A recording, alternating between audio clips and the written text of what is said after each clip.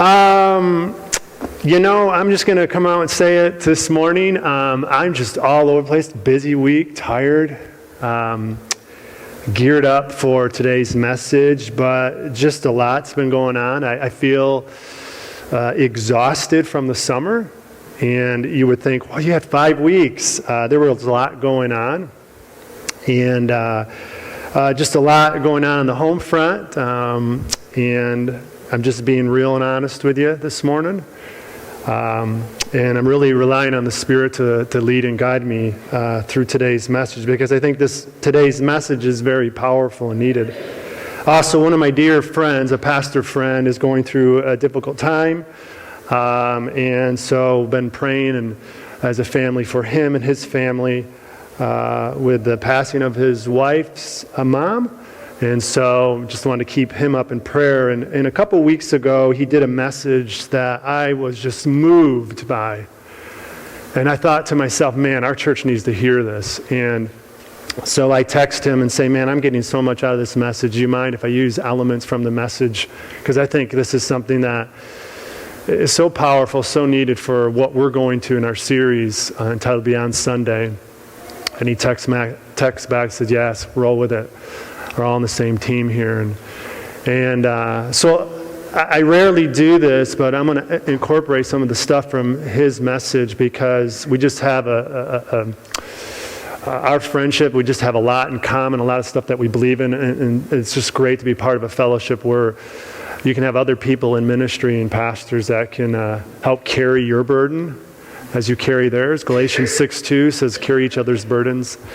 So I want to do that. And so this message, there's going to be elements that I put in and elements that from a message I thought was very powerful and it spoke to my heart. But I think it's so much where we're at as a church, especially when we talk about these vision chats.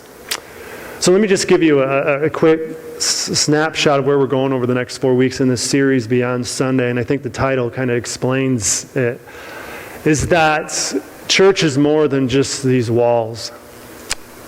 Can we just be honest, though? Just real for a moment. It's very comfortable to come here and just hear the message and then go and do our thing. And I'm so thankful that God, when He sent His Son, Jesus, didn't get caught up in that. So thankful that those who have decided to devote their life to Jesus didn't do that, because I wouldn't be where I'm at today if it wasn't for those individuals who decided to go beyond Sunday. Because we live in a world, there's difficulty, there's pain, there's trial, and I don't know what you can do outside of that, outside of a relationship with Jesus, how you navigate that. You can will yourself with human ingenuity and willpower, but that can only go so far.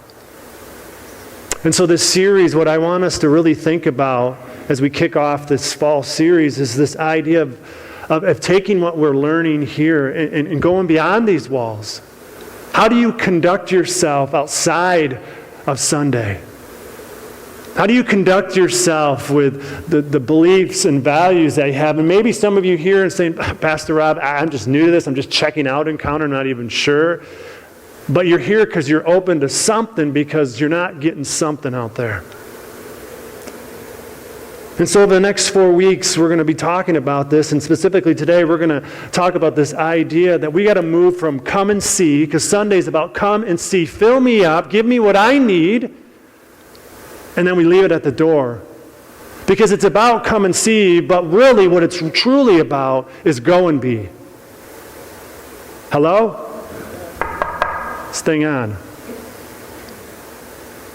And sometimes we come and see and give me your Christian goods and services, fill me up with what I need so I can ease my conscience a little bit, so I can feel good about myself, and I go out and do my thing and not God's thing.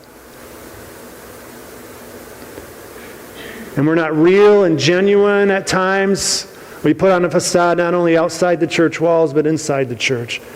And so today, what I want to really focus on is focus on the church in general, because we can't go beyond these walls if we don't get this right here. Next week, we're going to look at, to remind the church of our mission as ambassadors of change to bring people into a salvation message, a relationship with Jesus Christ, and the other part of that, Luke 4:18, or not Luke 4:18, Luke 19:10 says, seek and save those who are lost. But then again, at the end of Jesus' message, his ministry, he told the disciples to go and make disciples. So we've got to save and make disciples, help people understand what it means to walk with God. That's what I look at when I think about the word discipleship. Are we doing that? And in week 3, we're going to talk about how to live beyond this Sunday, living beyond these church walls. And basically it boils down to what you value. Do you value this? Because what you value is what you're going to be. Do you value the relationship with Jesus Christ? Do you value it in such a way that you see the need in others because that was your need? Hello? So we're going to talk about that, and then week 4 we're going to wrap up and talk about something that we're all looking forward to. I know there's going to be a packed house that week, living beyond our comforts. Yeah, I didn't think so. So we'll see how many people are there. But before we get into any of that, we're going to talk specifically about here, the church. Why the church? I entitled today's message. And the anchor verse for this series comes from 1 Peter 2:9. And I chose this verse because I believe that this is a verse that we need to be reminded of, that what Jesus sees in us.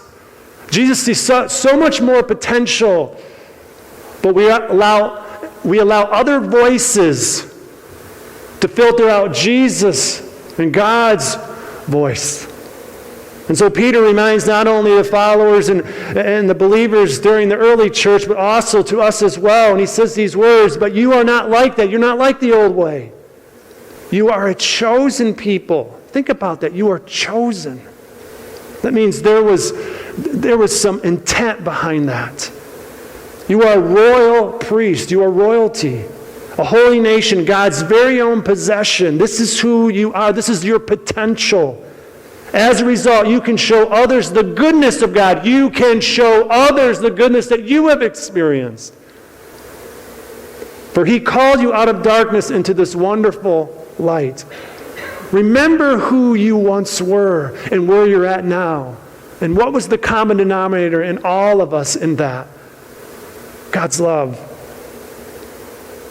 And so with this in mind as a backdrop, 1 Peter 2:9, I want us to think about that because we are royalty, we are chosen. You have potential. You're called to be part of a great story. Are you living that out?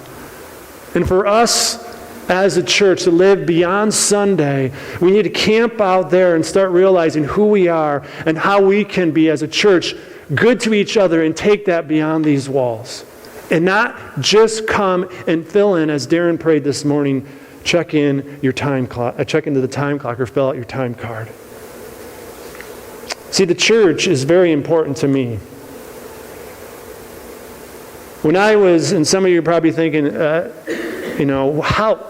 do you know at that age? When I was in 6th grade, that's when I accepted Jesus Christ in my heart, 3 weeks at youth group. My youth pastor at the time, I didn't know who she was at the time, but eventually her name was Bridget. I've said her, probably shared her before and who she was. She played basketball for Northwestern, so I always thought that was cool. We'd play one-on-one. She'd always beat me. So, And I remember the message she preached that night because there was something just about it that was speaking to something that nobody else knew, but I just knew what she was saying was true. Even in my young mind, there was something that she was saying was speaking deep. And the words that were coming out of her mouth were something in the fact or to the point of that this is what I've been looking for. This is what my soul's been craving. I don't even know that, but there's something that she's saying that I want. And what she was saying was speaking about the Creator God who created me to be in relationship with Him. And Jesus has made that way. And from that point on, my home life wasn't bad, but my parents had split up. So I was dealing with a lot of stuff on my own. And as a young kid, I didn't know all the ins and outs of life and the complexity of life. And guess what? The church was there to fill in the gaps. Youth leaders and parishioners, the pastor and his wife. And as I grew up in my home church, God filled in those gaps, spoke to the places through others, showed love through others. I tasted community. I tasted what the church is all about. I get it. I understand. The church has blemishes. I get that. We have scars. We have imperfections. We all do. Every organization has it. But what separates the church from every other organization is we have Jesus Christ who demonstrates what love is, and it's sacrificial. It's putting others first. And though my home church wasn't perfect all the time, they strived to be better. And they strived to love each other. Even with all the inconsistencies, and even when they didn't feel it, they were obedient even when they didn't feel it. That's something we need to think about. And from that home church, or the church I went to in college, a whole different community, but they did the same and filled in the gaps. Sometimes in a church family, some people make me angry or upset, but we strive to work together in grace. And some people didn't, some people did, but there was something that kept pulling me there. And what pulled me there is what I tasted in 6th grade, this relationship with Jesus Christ. I said, stay the course. And so the church is very powerful. It's very important to me because I would not be where I am today if it wasn't for the church. And I wonder where I would be.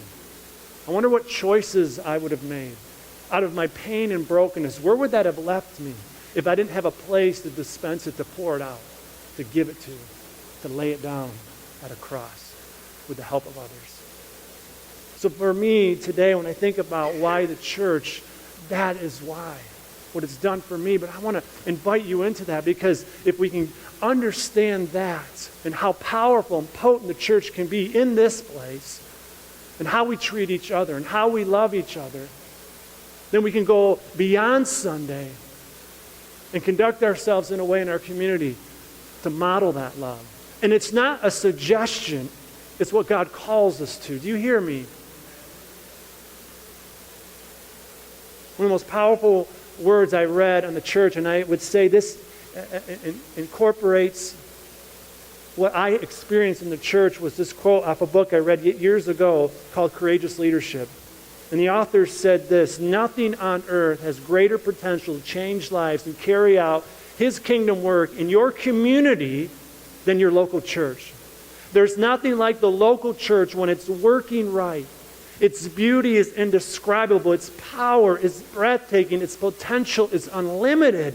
No other organization on earth is like the church. The church is the hope of the world. That has been my experience. When I'm down and out, it's the church and God being present there and people rallying around me that reminds me that this is the hope of the world. And we take it for granted, I think. We come in here and do the checklist, or we're upset about something, and we bring in our anger and bitterness, and we let that fuel us instead of let the Spirit fuel us. And that's a choice. The church is the hope of the world. But the church is an entity. A church is an organization. There has to be more. And I love the quote by A.W. Tozer that says this: 100 religious persons knit into a unity by careful organization does not constitute a church any more than 11 dead men make a football team. The Lions are playing today, so we know that. The first requisite is life, always. Life. When I experienced this relationship with Jesus Christ, guess what? It was life that I was sensing from my youth pastor.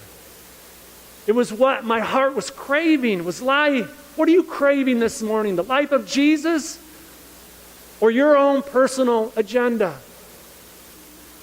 It's life that separates. It's life that makes this organization a movement. It's coming alive. That's what separates the church from any other entity. Think about the life that God has placed in your heart when you came to know Jesus Christ. Where is that life now? How has the church impacted that? See, what makes the church is life and liveness. And I want us to think about that today. And so I want to put these things up for the church to be the hope of the world. The reason why the church is the hope of the world, because it brings our heart fully alive.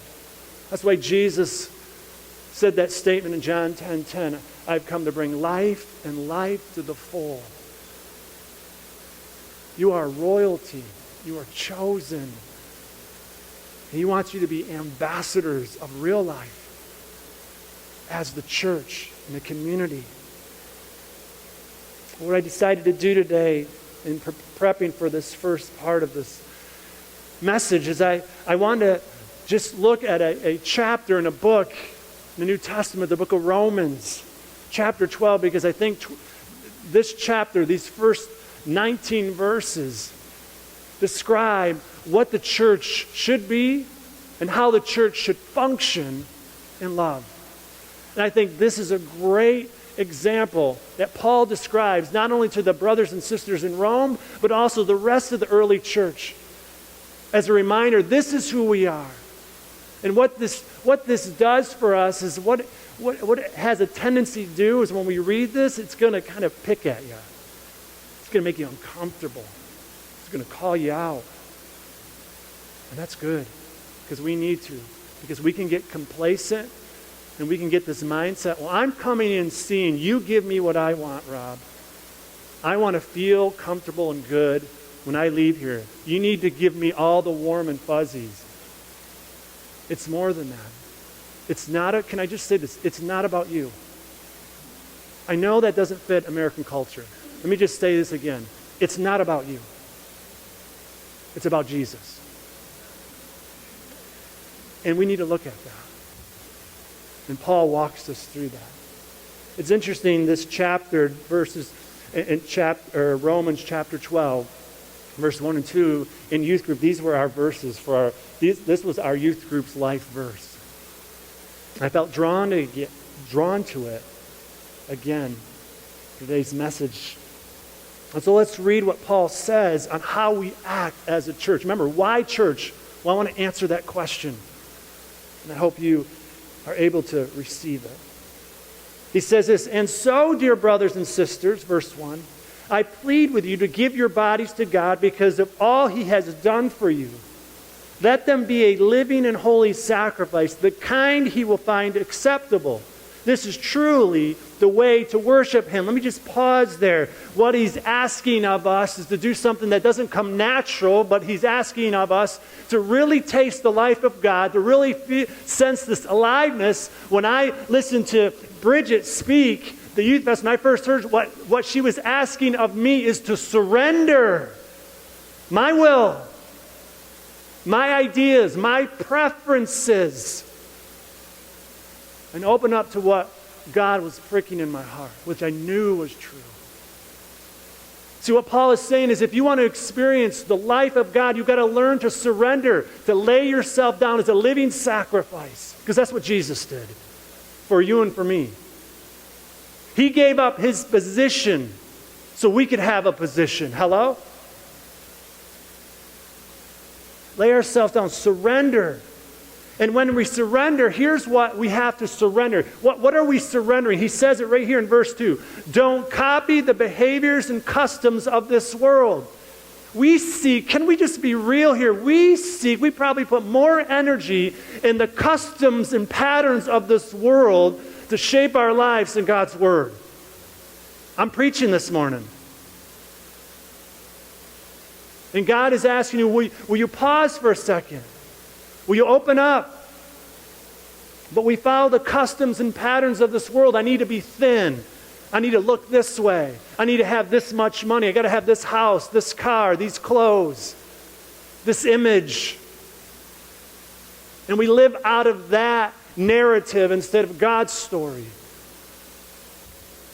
He goes on to say that if we can see that for what it is, let it go, then this is what will happen. But let God transform you into a new person by the change in the way you think. We need our mind changed and renewed. And the only way that happens is when we surrender daily to the authority of Jesus and the leading of the Spirit. Then this is what happens. Then you will learn to know God's will for you, which is good and pleasing and perfect. I want to know God's will. I want to know what I'm supposed to do. What are you surrendering? We're following the patterns and customs of this world. I mean, just take Christianity, take everything I said, and just throw it over here. And now look at our culture and our world. Tell me something out there that makes you come alive. You got people fighting at each other. Which political agenda? Anger on social media. That's life? And yet somehow our flesh and our attention goes towards what the world says. And Paul makes it very clear, surrender, give that up. Follow God, let him transform you. Let him put the lenses that he has and he knows on your eyes so you can see clearly his good and perfect will. See, what happens, church, is very simple. Is that we live in a culture, in a world, and it's always been this way, that we're looking for life. We're looking for things that make us come alive.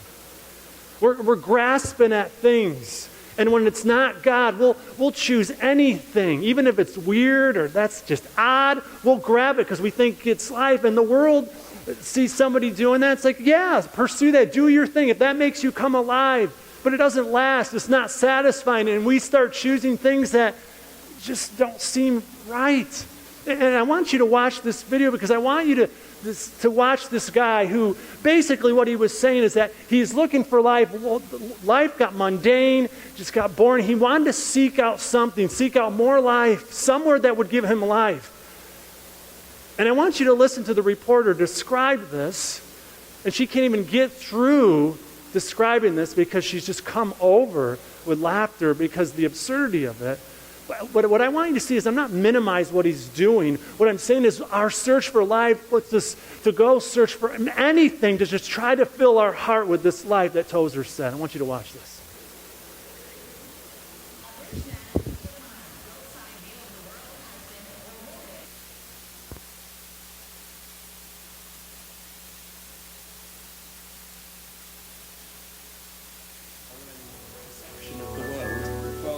I can't make this stuff up. Thomas Thwaites had a set of prosthetic legs built and spent 3 days living among goats in the Alps. He did it because he wanted a simpler life. And he says it was fascinating, a little bizarre though. Thwaites co-won an IG Nobel Prize for Biology with another man who tried living as several different animals.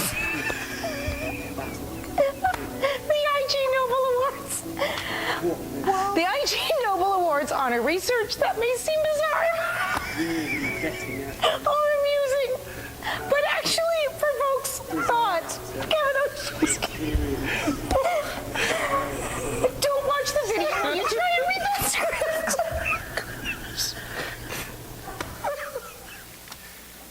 Do you see? Do you see a simpler life? Wanting to taste life. And so he goes to live among goats to try to find something. And Jesus offers life, but we don't want Jesus because we think we know better. But look where it leads us. It leads down the path that people are like, what's going on? I wanted to show that because I want you to see how far we go to try to find life. I mean, what are you searching for that we would look at as like, what are they thinking? There's more life. And when it's not pursued after God, His plan, and what He has for you, you're going to end up doing things where people are scratching their head is, what is she doing? What is he doing? I mean, the guy got a Nobel Peace Prize for that. Do you not see how off our culture and world is?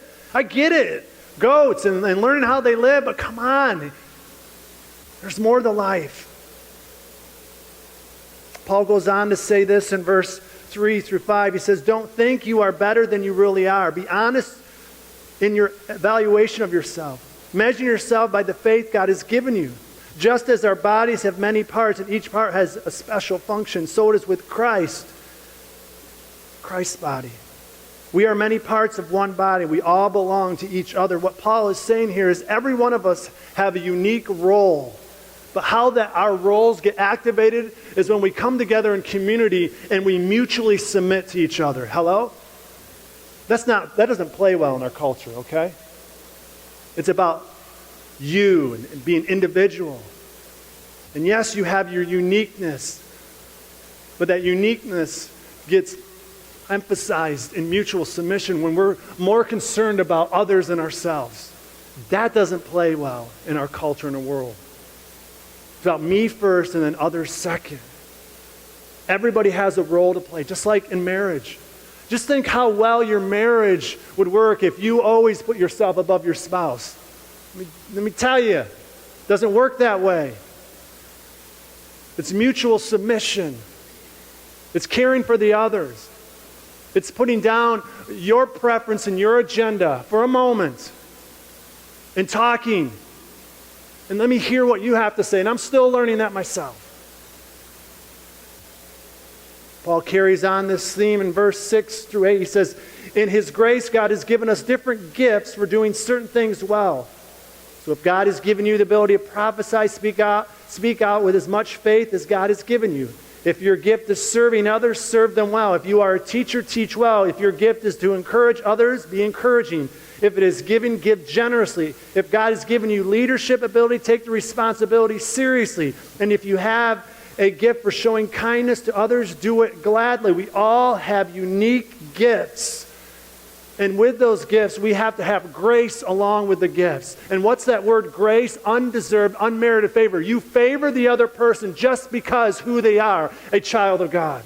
And their gift is unique. And sometimes in the church, what happens, we emphasize certain gifts and we don't emphasize other gifts at times because in our culture, it's about individual. Oh, look how good their gifts are. Look how good that person is. Look how well they speak. Look how well they do this. In God's view of the church that Paul is explaining, that we're all together equal with our gifting. We all have unique gifts that together we can be a movement. When we put others first above ourselves. And see, Paul paints this picture in the first 8 verses about this idea. See, real freedom is knowing our uniqueness, but then coming together as a community. And all of us working together in our unique abilities as a movement. And that's the church. And when we can capture that and get a hold of that, then we can live beyond Sunday. But it starts personally. And where we start to exercise and flesh that out is here on Sunday morning. And so Paul gives us a picture of what the church should be like. Using our gifts, caring for each other, putting others ahead of yourself, mutually submitting, grace along with our gifts. No other gift is better than another person's gift.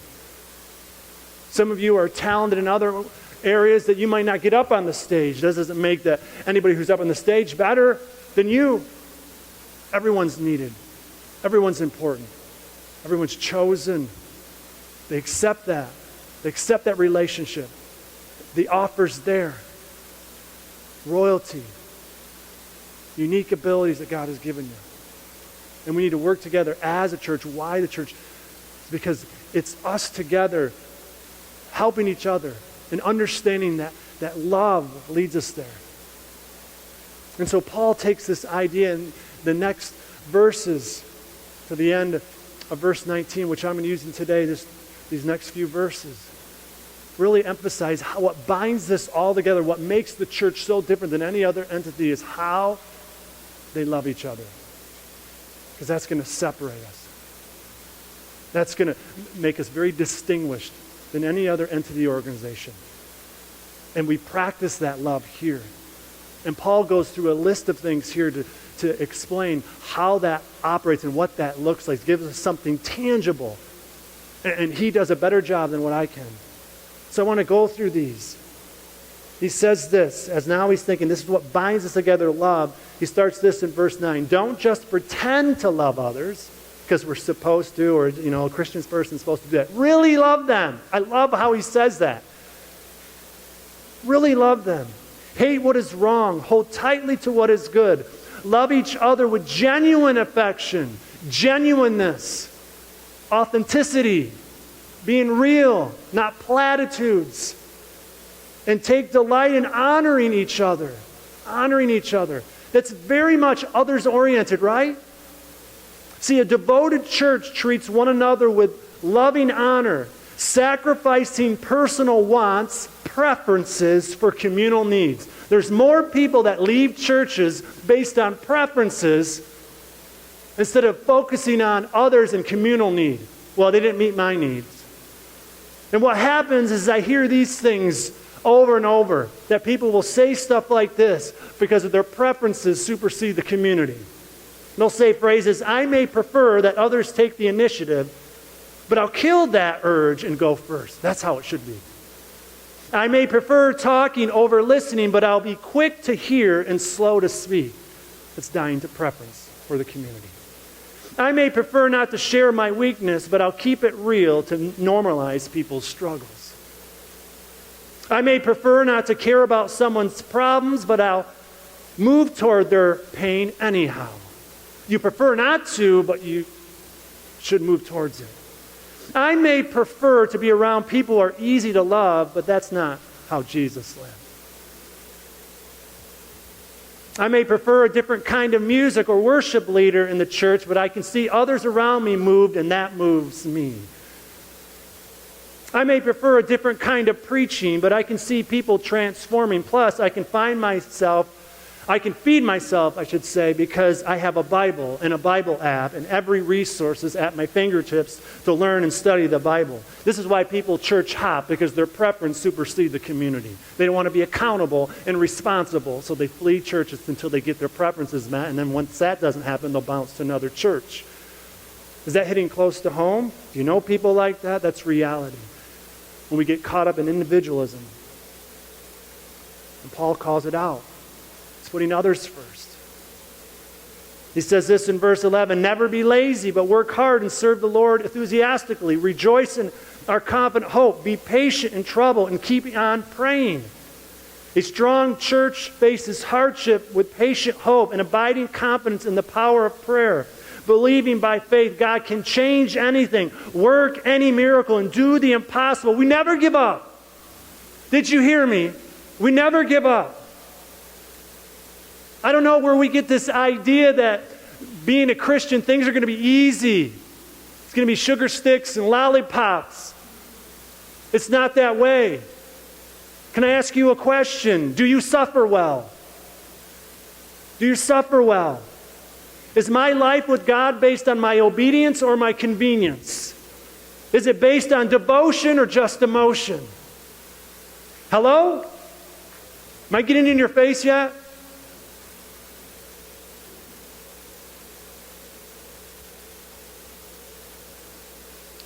Verse 13, he said, when God's people are in need, be ready to help them. Always be eager to practice hospitality.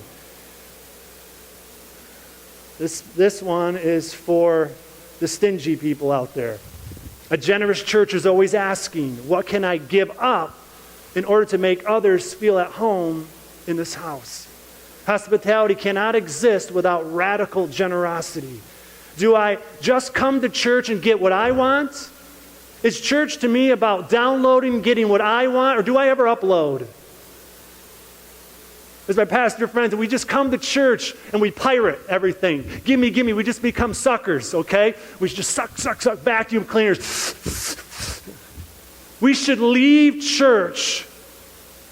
We should leave this place, leave church drained.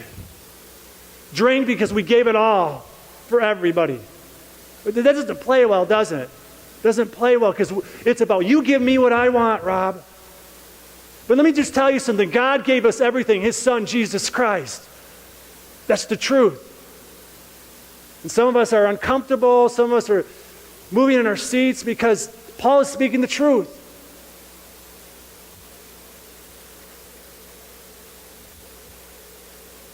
And so we just come to church and just take.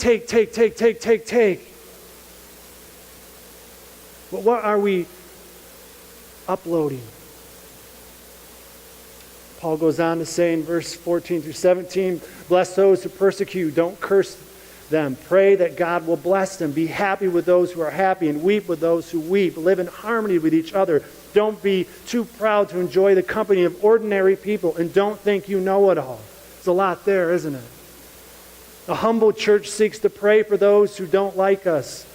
It could care less if we exist, but we pray for them anyways. That's not easy, is it? A humble church looks to celebrate and cry with others and not feel guilty for doing so. One of the things that I see when it comes to the church is that we have a hard time celebrating with each other because we feel like, well, something's good's happening in somebody else's life, but I don't want to celebrate too much of them because that might make somebody else feeling bad who's not going through that.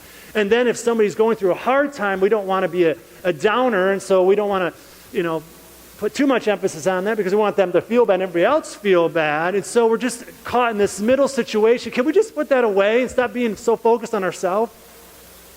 When somebody has something, we need to celebrate. Just because you haven't got yours doesn't mean you can't celebrate for somebody else. And when somebody's going through tragedy, we shouldn't make them feel guilty for sharing that. That's not the church. If we don't, the church is where we are able to carry each other's burdens, whether it's up or down. It's not about you. Can I just say that again? As gently as I can. It's not about you.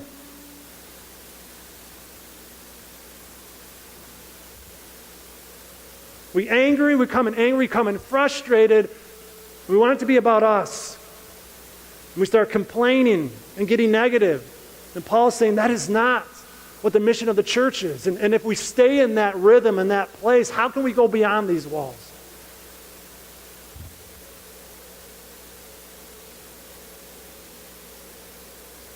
He says this in verse 17 and 19. Never pay back evil with more evil. Do things in such a way that everyone can see you are honorable.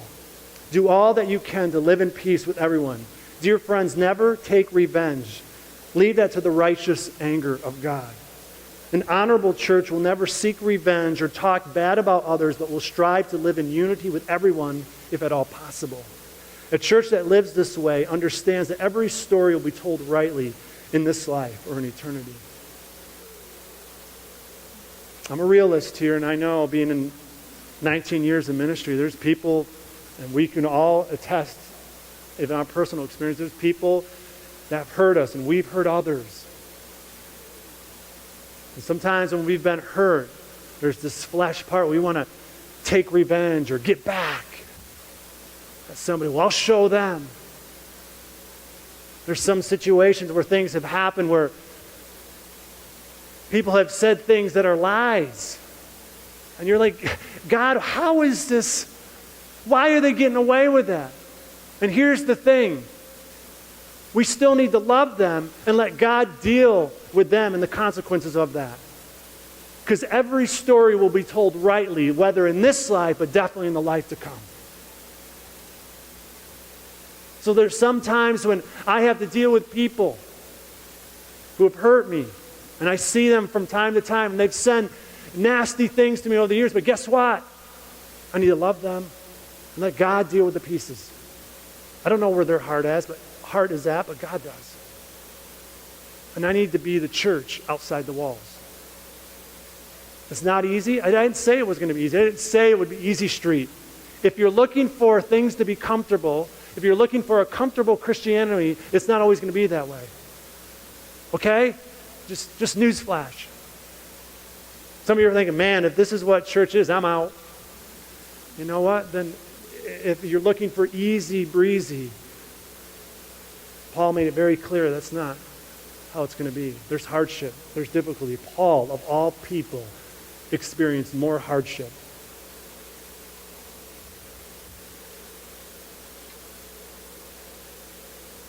See, in order to live beyond Sunday, we need to live right on Sunday. We need to understand that if we believe the church is the hope of the world, then we need to live in this place like that towards each other. If we can't get it right in the church, then what hope are we bringing to the world around us? This is why the church, and the reason the church is important. You are the church, and you are the body, the hands and feet of Jesus to bring the hope of the world to the world. The question that you need to answer Are you okay with that? Is that what you want? Do you come to church knowing that you are part of his plan to bring the hope to the world through you? Or is that too inconvenient? Does that mess up with your schedule and your agenda? Because here's the thing, at the end of your life, when you stand before your Maker, Christians will as well. And I've said this before, he's going to ask something like this, I believe. What did you do with the truth I gave you? And some stories during Jesus' time says, for some of us, we took that light and we covered it. Because we were more focused about our image, our thing, than God's thing. Until we get that right, we're not going to live beyond Sunday. We're just going to come and see, give me what I want. And we're going to leave the go and be at the door, or when we hit 44. That's not the church. The church is you awakening to the mission. And as Tozer said, bringing life that you've discovered in here beyond these walls. And where it starts is how we love each other.